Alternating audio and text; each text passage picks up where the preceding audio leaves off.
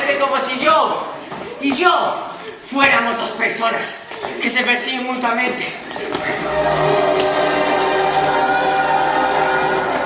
Es en la evasión donde está el sentido de tu propia seguridad. Oh, Eva, évame, Eva, évame, si me transito.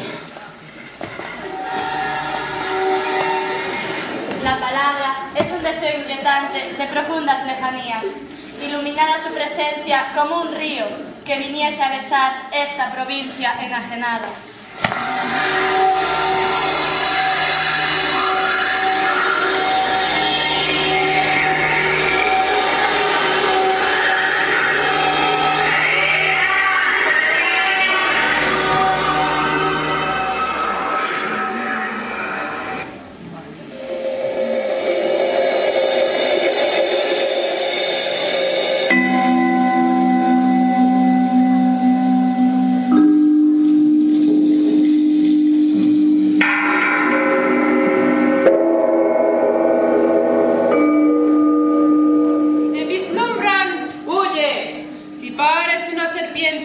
Átala a la cintura. Pero no limpies los pies.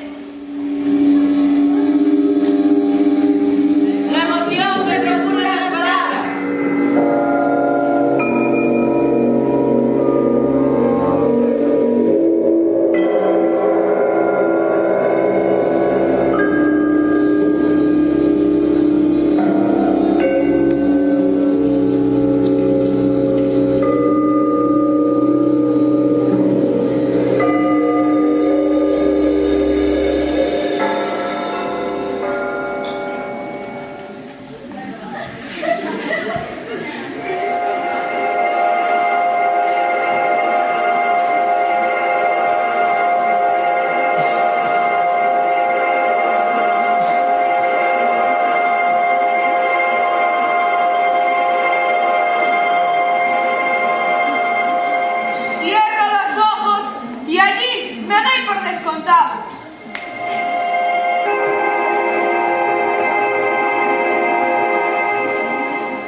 Una noticia urgente, por tanto, Carece de sentido.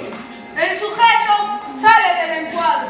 Y el sentido es un reflejo. no te muevas a no ser que sea para entrar en tu mismo. Y en el territorio allí no compartido, Permanece. Que suban los que sufran la tentación